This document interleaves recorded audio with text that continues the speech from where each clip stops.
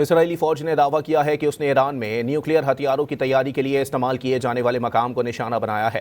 خبر agency writers کے مطابق اسرائیل نے اپنے دعوے کی تصدیق کے لیے کوئی شواہد فراہم نہیں کیے ہیں۔ اسرائیلی فوج نے دعویٰ کیا ہے کہ اس نے ایران میں نیوکلیئر ہتھیاروں کی تیاری کے لیے استعمال کیے جانے والے مقام کو نشانہ بنایا ہے۔ خبر ایجنسی رائٹرز کے مطابق اسرائیل نے اپنے دعوے کی تصدیق کے لیے کوئی شواہد فراہم نہیں کیے ہیں۔ اسرائیلی فوج نے دعویٰ کیا ہے کہ اس نے ایران میں نیوکلیئر ہتھیاروں کی تیاری کے لیے استعمال کیے جانے والے مقام کو نشانہ بنایا ہے۔ خبر ایجنسی رائٹرز کے مطابق اسرائیل نے اپنے دعوے کی تصدیق کے لیے کوئی شواہد فراہم نہیں کیے ہیں۔